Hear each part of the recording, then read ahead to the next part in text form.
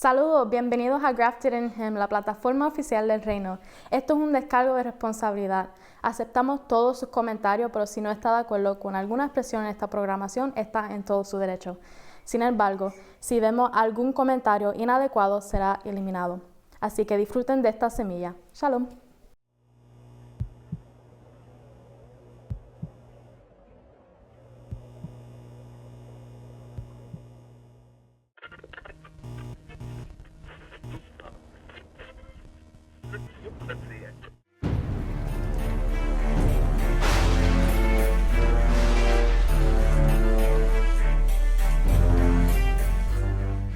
Bienvenidos a Crafting Gen, mi nombre es Ezequiel, así me llamo Dios, y hoy queremos continuar con la generación de los justos. De hecho, cuando comenzamos esta serie, la comenzamos con ese tema, la generación de los justos. Empezamos con Génesis capítulo 1, ya estamos por Génesis capítulo 46. Y hoy queremos continuar con este pasaje y le puse por tema el viaje de Jacob a Egipto. Una pequeña introducción acerca de este tema, y es que aquí en Génesis 46 marca el momento decisivo donde Jacob desciende a Egipto con toda su casa. Ahora es importante porque no es huida, es dirección divina. Jacob no se mueve sin confirmación. El rey del universo le habla en Berseba, que lo vamos a estar tocando ahorita, y la promesa no se cancela por el cambio de tierra. Egipto será lugar de preservación, no de destino final, y la familia se convierte en nación en proceso. En Génesis 46 muestra que cuando el rey del universo guía el traslado, también garantiza la promesa. Yo creo que vayan conmigo ahí a Génesis capítulo 46, vamos a leer del 1 al 10. Y dice, entonces Jacob emprendió el viaje a Egipto con todas sus posesiones. Y cuando llegó a Berseba, ofreció sacrificios al Dios de su padre Isaac. Durante la noche, Dios le habló en una visión. Jacob, Jacob, lo llamó. Aquí estoy, respondió Jacob. Yo soy Dios, el Dios de tu padre, dijo la voz. No tengas temor de descender a Egipto, porque allí haré de tu familia una gran nación. Yo descenderé contigo a Egipto y te volveré a traer. Morirás en Egipto, pero José estará contigo para cerrar tus ojos. Entonces Jacob salió de Berseba y sus hijos lo llevaron a Egipto. Lo transportaron a él, junto con los pequeños y las esposas, en los carros que el faraón le había provisto. También se llevaron todos los animales y los bienes personales que habían adquirido en la tierra de Canaán. Así que Jacob partió hacia Egipto con toda su familia, hijos y nietos, hijas y nietas. Se fue con todos sus descendientes. Esto era tremenda mudanza. Estamos hablando que estamos mudando un clan completo. Esto era un clan completo. Sabemos que Jacob era un hombre muy rico. A veces las películas presentan a Abraham y Isaac, Jacob como personas bien pobres. Pero realmente eran gente muy rica. Gente de muchas posesiones. Y vimos cuando él estaba con su suegro, cuando empezó a prosperar, dice que ya no cabían entre ellos de tanto que tenían. Eso es importante, aquí no estamos hablando de cualquier hombre, no estamos hablando de un hombre pobre, estamos hablando de un hombre que tiene sirvientes, gente que le servía, que ayudaban con todo, las ovejas, las cabras y todo eso que ellos tenían. Eso es importante, Jacob era un hombre muy rico, era un hombre bien pudiente. Eso es importante porque ahí dice que levantó altar en Berseba. Y Berseba era el altar de su padre. De hecho, era el altar de Abraham. Fue cuando primero Abraham invocó allí el nombre del eterno Dios en Génesis 21:33. También allí en Génesis 26, del 24 al 25, Isaac recibió confirmación allí. Y Jacob ahora, cuando sabe que José lo manda a buscar, ¿él qué hace? Él primero va allí al altar y honra al mismo Dios, no una nueva voz. Aquí no está hablando de otro Dios, aquí está hablando de la misma voz que le habló a sus padres Abraham e Isaac. Es importante porque el reino avanza respetando altares de pacto, no rompiéndolos. Es importante, yo lo he hablado mucho, y es que los pactos no se hicieron para romperlos. Los pactos fueron creados para hasta la muerte. Es importante porque el reino avanza respetando altares de pacto. Cuando respetamos los pactos, el reino avanza dentro de, ¿verdad?, de todo lo que somos los ciudadanos del reino. El reino avanza, pero cuando rompemos los pactos, se detiene. Es como en un matrimonio. Cuando un matrimonio se casa y se rompen el pacto de una forma u otra, eso detiene, ¿verdad?, el propósito de esa familia, de sus generaciones. El rey le dice a Jacob, no temas. Ahí en Génesis 46:3 le dice, no temas. El paso que Jacob iba a dar era correcto, pero emocionalmente aterrador. Acuérdate que él va a irse con todo lo suyo. Va a irse para donde, para Egipto, para una nueva tierra. Aunque era justo y era correcto lo que él estaba haciendo, no dejaba de ser emocionalmente aterrador. Egipto representaba peligro histórico. Egipto era igual a esclavitud, mezcla o opresión. Porque Abraham ya había bajado por hambre. ¿Y qué pasó? Falló allí. Jacob no quería repetir el error del pasado. Y esto nos habla muy bien de Jacob en este punto, porque algo que hemos visto de Jacob es que ha repetido mucho los errores del pasado. Pero ahora lo vemos aquí en su vejez, ya anciano, ya lleno de días, pronto a morir. Y aún así él dice, no quiero repetir el error del pasado. Por eso primero va al altar, va donde Dios primero. Va allí y honra a Dios, le da adoración a Dios. ¿Y Dios qué hace? Dios le habla. ¿Ok? El miedo nace cuando obediencia y memoria chocan. Cuando tenemos que ser obedientes a lo que Dios nos manda hacer, pero recordamos, ¿verdad? Empezamos a elaborar en nuestra memoria. A veces cuando nos toca obedecer, la memoria empieza a chocar con lo que estamos con lo que tenemos que obedecer. Y ahí es siempre nuestra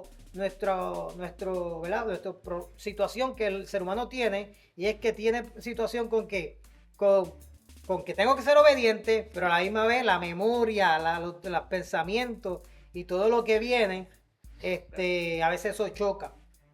Jacob recuerda lo que Egipto hizo.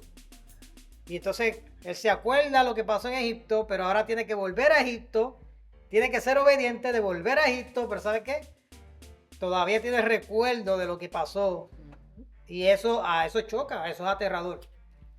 Pero es importante porque lo único que el rey conoce es lo que Egipto hará para servir a su plan.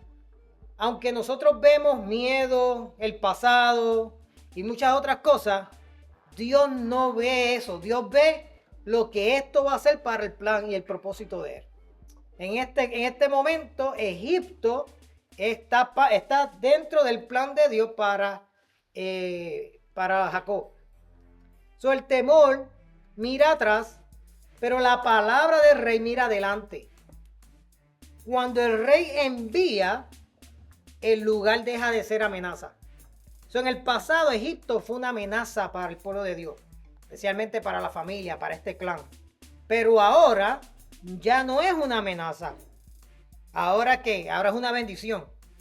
Y es importante porque a veces lo que en el pasado fue una maldición, lo que pasó puede tornarse en el futuro en una bendición. El Rey Eterno dice, yo descenderé contigo. El miedo aparece cuando uno piensa que irá solo. El rey elimina el temor con acompañamiento, no con explicaciones. La presencia del rey neutraliza el miedo. El Rey Eterno le dice, y yo también te haré volver. ¿Qué es lo que le estaba diciendo el Eterno? Egipto no sería su destino final. Sería proceso temporal. Entonces el rey no solo guía el descenso, también garantiza el regreso. Dios le está diciendo, vas a ir, ¿y qué va a pasar? Vas a regresar. Entonces el rey eterno le dice a Jacob que morirá en Egipto. ¿Por qué le dice? ¿O para qué se lo dice? Nadie quiere saber cuándo uno va a morir. ¿Pero para qué Dios se lo dice? Bueno, para afirmar que Egipto era proceso, no destino. Era un proceso de su plan, pero no era que se iban a quedar allí. En el futuro vemos cómo el pueblo crece, pero luego sale de allí. Jacob no regresaría vivo a Canaán. Entonces Dios le está diciendo, vas a ir a Egipto, vas a volver, pero no vas a volver vivo.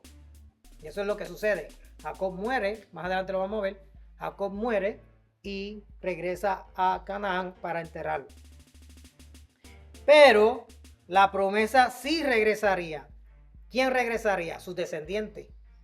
Porque aunque Jacob no llegó vivo, sus descendientes llegaron. De hecho, los descendientes de Jacob. Porque la generación que salió de Egipto no entró a Canaán. Pero la generación de esa generación sí entró. Porque Dios es un Dios de generaciones. Amén. Y aunque una generación se niegue a hacer la voluntad de Dios, Dios va a levantar la próxima para hacer su voluntad. El reino cumple promesas más allá de una vida. Obedecer no garantiza comodidad. Eso es algo importante porque mucha gente piensa que voy a obedecer a Dios, todo va a ser cómodo. No necesariamente. La obediencia no garantiza comodidad. Obedecer no significa finales felices humanos. No significa eso. Significa que estás dentro de la voluntad de Dios y que todo obra para bien para aquellos conforme a su propósito son llamados. Significa final fiel al plan del rey.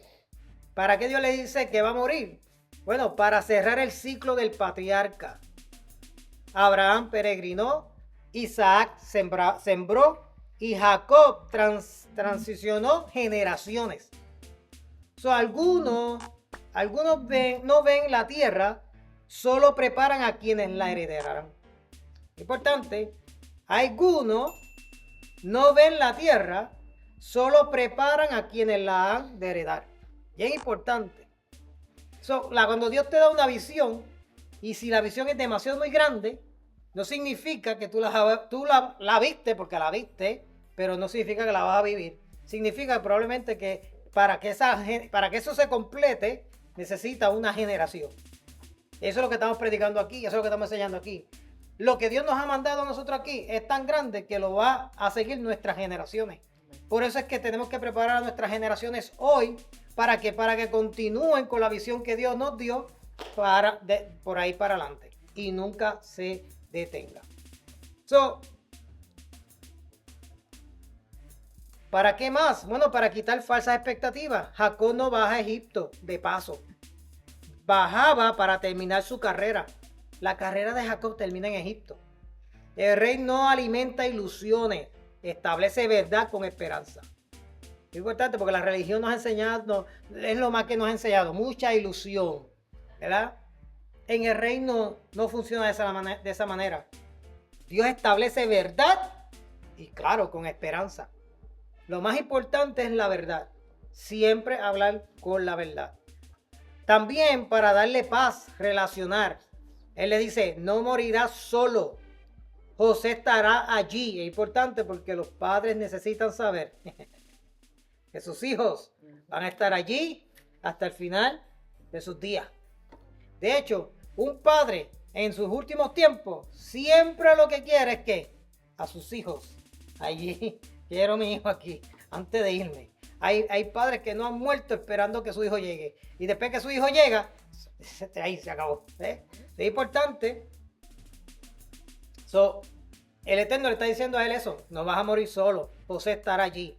La presencia correcta sana, aunque el lugar sea difícil. También porque el plan era nacional, no individual. Por eso es que Dios le dice, vas a morir. En Egipto, Israel se multiplica. La nación nace fuera de la tierra prometida. El plan era ¿qué? Era nacional, no individual. En otras palabras, Dios no llamó simplemente a Jacob. Dios llamó una generación completa. Siempre que Dios llama a un hombre, no lo llama a él. Realmente llama a una generación. ¿Cómo tú sabes que lo que Dios te mandó es de Dios? Porque es generacional, no es individual. El rey eterno dice a Jacob que morirá en Egipto porque el propósito era mayor que su geografía. La promesa no dependía de dónde muriera, sino de quién gobernaba el proceso. No todos llegan a Canaán, pero todos pueden morir dentro del plan. Yo voy a morir dentro del plan. Y eso es lo que todos debemos querer, anhelar. Morir dentro del plan de Dios, no fuera del plan de Dios. Amén. Génesis 46, del 8 al 27, aquí habla mucho de genealogía, ¿verdad? De los nombres. Dice, estos son los nombres de los descendientes de Israel, los hijos de Jacob, que fueron a Egipto. Rubén fue el hijo mayor de Jacob. Los hijos de Rubén fueron Anoc, Falú, Esrón y Carmí. Los hijos de Simeón, orinaba mucho, fueron Gemuel, Jamín, Ohad, Jaquín, Zohar y Saúl. Y Saúl, dice ahí que era la madre de Saúl, fue una mujer cananea. En otras palabras, se mezcló. Hubo yugo desigual. Y aquí es importante, porque el escritor pone eso ahí. Bueno, porque si algo los pueblos judíos no querían, los hebreos no querían, era que algo que no era el pueblo judío, ellos querían, pues ellos se mezclaron, otro que da. Pero algo que Dios nunca quiso fue yugo desigual. Importante. Los hijos de Leví fueron Gersón, Coat y Merari. Los hijos de Judá fueron Onán, Selá, Fares y Zera. Aunque y Onán habían muerto en la tierra de Canaán. Esa historia la tocamos. Los hijos de Fares fueron Hezrón y Hamul. Los hijos de Isaacar fueron Tola. Es un buen nombre para un niño. No. Tola, mira Tola. No. Y de Púa, la Púa. Esa está buena, mira Púa. Jesús, Simrón.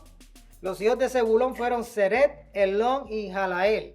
Esos fueron los hijos de Lea y Jacob, que nacieron en Padán Aram, además de sus hijas Dina. Blandito, pusieron a Dina ahí. Los descendientes de Jacob por medio de Lea, tanto hombres como mujeres, fueron 33. Los hijos de Gad fueron Zephón, Agid, Suní, Esbón y Eri, Arudí, Erelí. Los hijos de Aser fueron Imná, Isúa, Isuí y Bería. La hermana de ellos se llamaba Sera. Hay otra nena ahí, ¿viste? Así siempre son varones, pero hay otra nena. Los hijos de Bería fueron Eber y Malquiel. Esos fueron los hijos de Silpa, la sierva de Lea que recibió de su padre Labán. De hecho, aquí cuando vemos aquí, nosotros que hemos estudiado Génesis, vemos que hay un resumen de todos estos nombres que hemos tocado. Todos estos nombres los hemos tocado durante la historia. Los hijos de Raquel, esposa de Jacob, fueron José y Benjamín. Los hijos de José que nacieron en la tierra de Egipto fueron Manasés y Efraín. La madre de ellos fue Asenat, hija de Potifera, sacerdote de On. Los hijos de Benjamín fueron Bela, Bequer, Asbel, Gerá, Naamán, Ejí, Ros, Mupim, Hupim y Ard. Interesante, ¿verdad? Esos fueron los hijos de Raquel y Jacob. Los descendientes de Jacob por medio de Raquel fueron 14. El hijo de Dan fue Uzín. Los hijos de Neftali fueron Geseel, Guni, Geser y Selem. Esos fueron los hijos de Bila, la sierva de Raquel, la sierva que Raquel recibió de su padre Labán. Los descendientes de Jacob por medio de Bila fueron 7.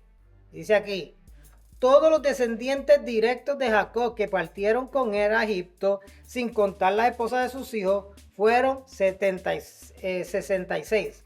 Además, José tuvo 2 hijos que nacieron en Egipto, así que en total habían 70 hombres de la familia de Jacob en la tierra de Egipto. Mencionar tanto nombre de hacer. En Génesis 46, del 8 al 27, vemos lo importante que las familias son para el Rey eterno en la historia. ¿Para qué rayo tú vas a poner tanto nombre? Claro, eso también hay una cosa histórica, ¿verdad? Ahí, pero es importante, lo importante que es para Dios la familia. El reino se mueve en familia. No hay de otra forma. El llamado incluye generaciones, no individuos aislados. Los recursos, oigan bien, recursos, dinero, prosperidad, propiedades, todo eso sirve al propósito. Por eso es que Yeshua decía, busca primeramente el reino de Dios y la justicia, y las demás cosas serán añadidas. Lo material no gobierna. Oiga bien, en el reino, lo material no gobierna. Pero apoya lo que el rey dirige. En el reino funciona diferente.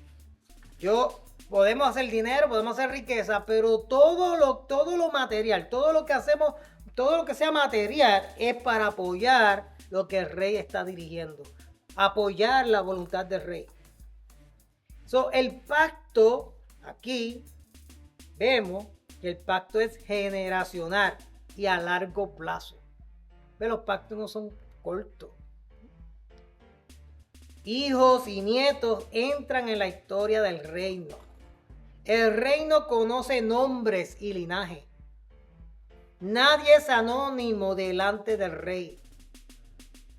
La autoridad, oiga bien, porque la autoridad es responsabilidad. ¿Y qué hemos hablado que es responsabilidad?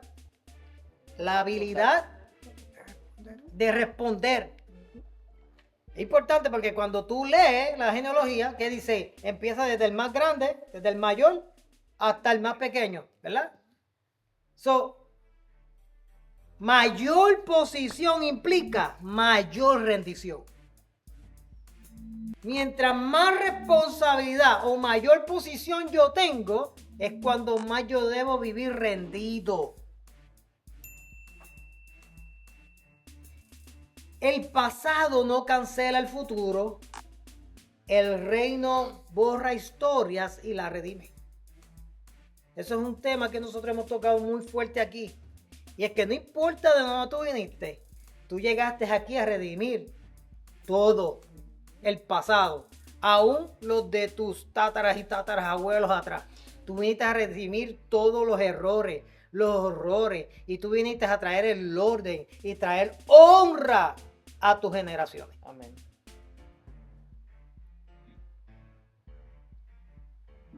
El propósito no se pierde en el descenso. Aún Egipto forma parte del plan cuando el rey guía. El reino persevera. En el reino preserva oficios y llamados. Sacerdocio y realeza son guardados. La gracia no niega el pecado, pero lo transforma. Y aquí lo que estamos viendo son hombres transformados. Especialmente Judá. Judá ha sido transformado. La historia quebrada sigue siendo usada. Muy importante. No importa lo que haya pasado en el pasado. Dios coge lo quebrado. ¿Y qué hace con eso? Lo usa. El reino piensa en continuidad, no en momentos. Todo está orientado a las próximas generaciones. ¿Ves? Cuando tú estás en el reino, tú siempre estás ¿qué? Orientado a qué. No a ti, no al hoy.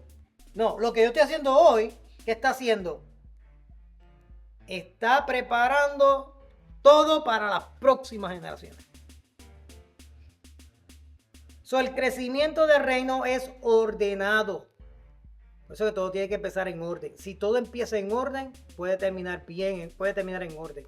Pero cuando algo empieza desordenado, lamentablemente va a terminar mal. Por eso es que uno de los temas fuertes que hemos hablado aquí y por años ha sido ¿cuál? Que hay que caminar en orden.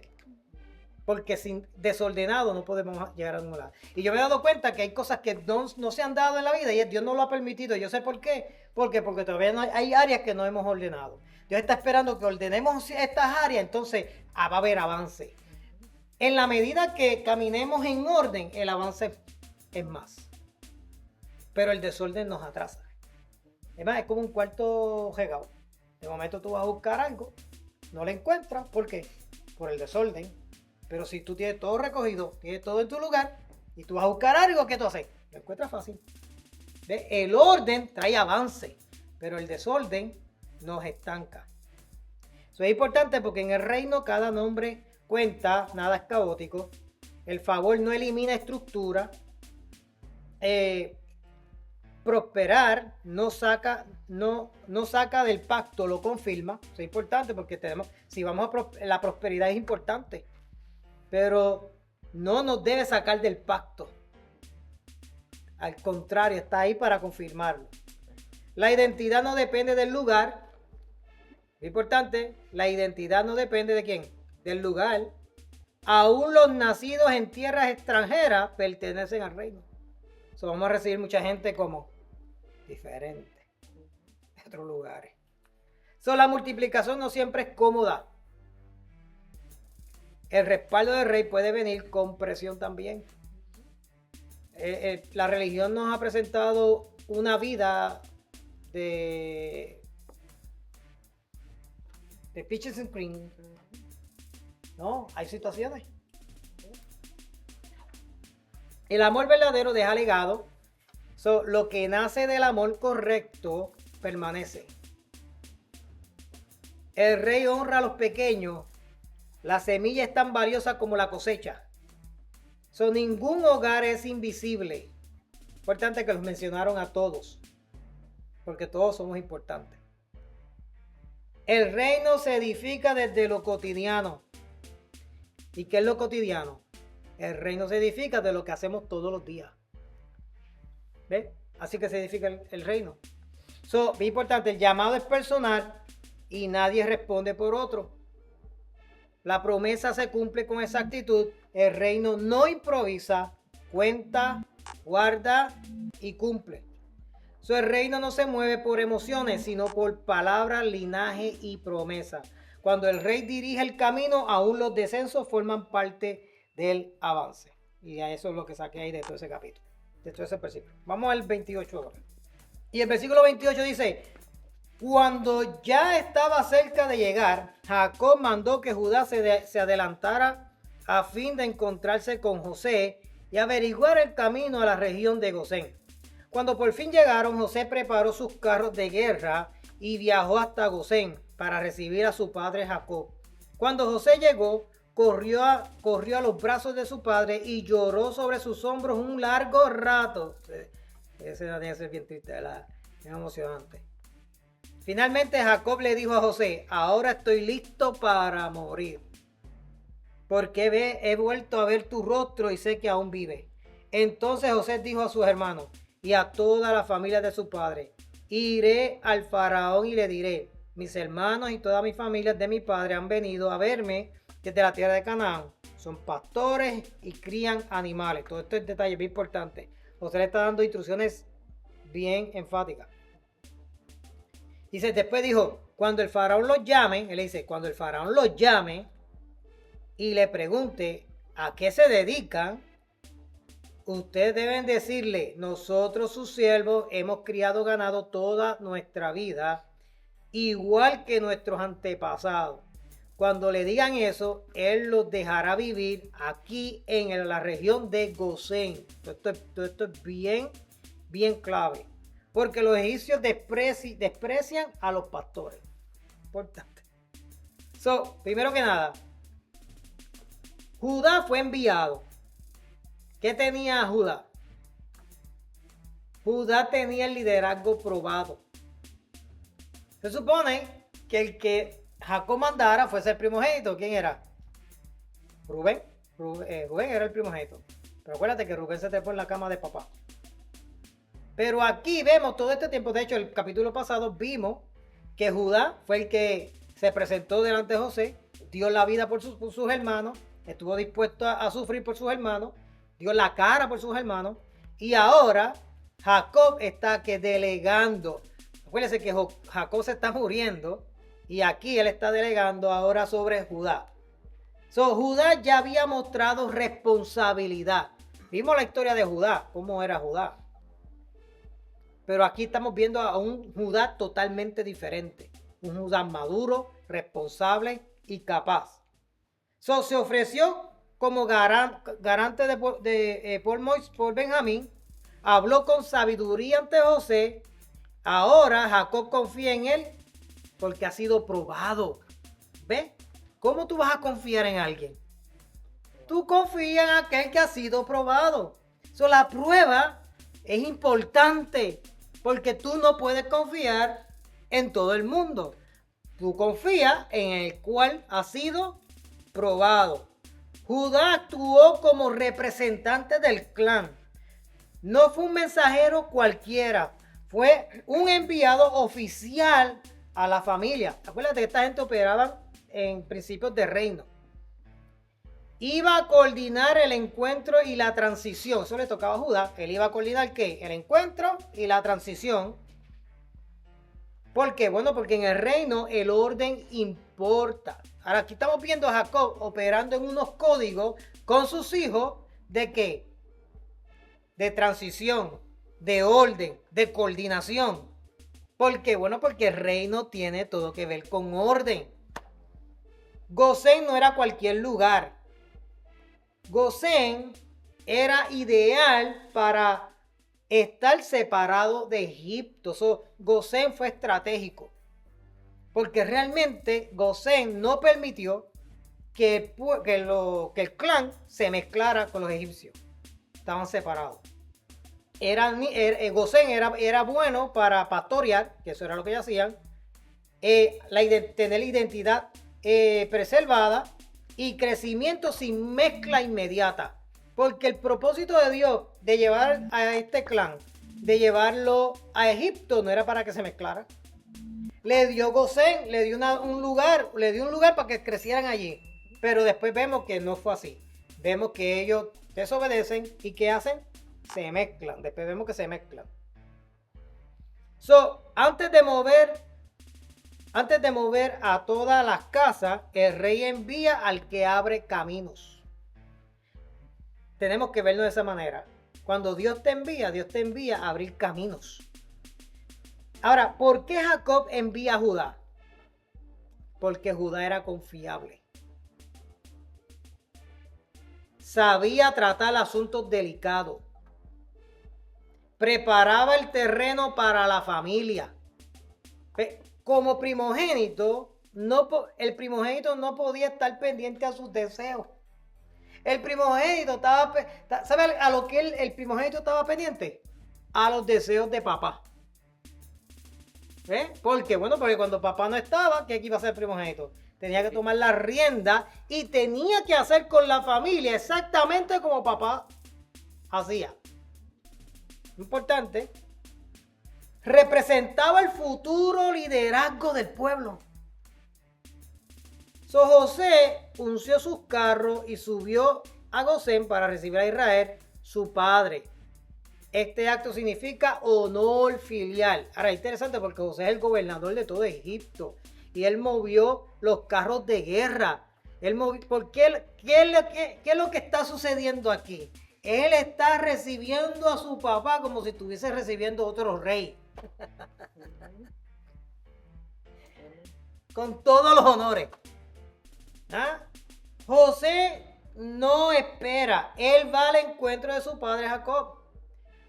Y aquí es bien importante porque la autoridad no elimina la honra y la humildad. No porque tú tengas mucho o tengas mucha autoridad, ya tú no vas a honrar. José era gobernador, aún así desciende para abrazar al padre. Ahora, el carro no es orgullo, el carro aquí representa autoridad delegada. José usa su posición ¿para qué? Para honrar, no para exhibirse.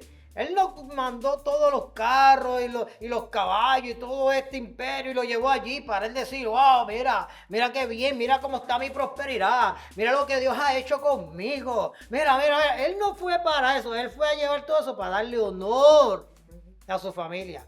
En otras palabras, su familia vivía deshonrada, vivía en deshonor, no vivía de acuerdo al orden de Dios. Y ahora Dios me envía a José. ¿Y qué hace? Los levanta.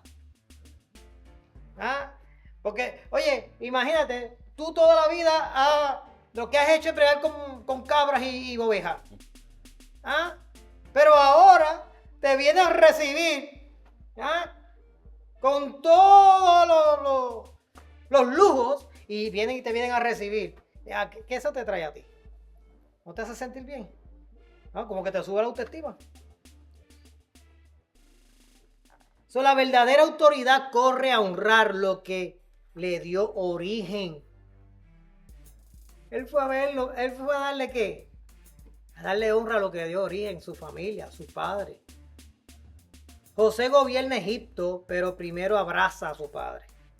Gosén era el lugar de encuentro, de preservación, y la reunión ocurre donde la familia puede crecer sin mezcla. El propósito de Gosén era de que no se mezclaran. Ese es el propósito.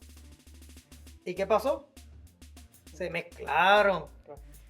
Se volvieron idólatras. ¿Por qué los egipcios despreciaban a los pastores? La razón principal era choque cultural. Egipto era agrícola y urbano, dependía del Nilo y de tierras fijas. Los pastores eran nómadas. Lo móvil incomoda a lo establecido. Cuando algo no puede ser controlado, suele ser rechazado. El reino del rey del universo es dinámico. Esta es la diferencia del reino y la religión.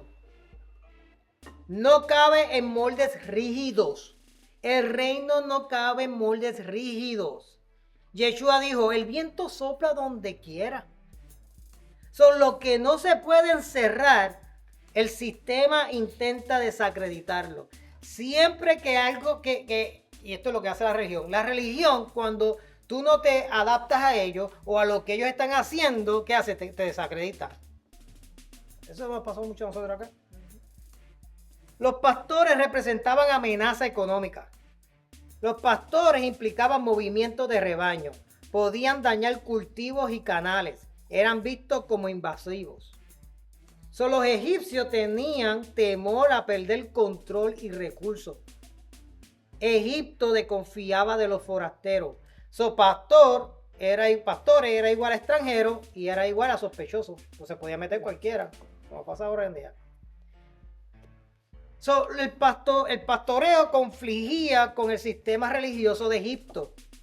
¿Por qué? Bueno, porque Egipto adivinaba animales, divinizaba animales como las vacas y los carneros, y los pastores sacrificaban animales. Entonces, imagínate, ellos divinizaban a las vacas y a las cabras y todo eso, y cuando van a ver los pastores, ellos se las comen. Para los egipcios eso era ofensivo. Lo que uno adora, el otro lo ofrece. Egipto se veía como la cumbre de la cultura, somos los más grandes, imagínate, todo el mundo iba allí a buscar comida. El pastor simbolizaba vida simple y rústica. Y es importante porque el poder suele despreciar la sencillez. De hecho, por eso que las tres tentaciones del hombre es que es poder, es sexo, ¿cuál es la otra? ¿Me olvidó? Y fama.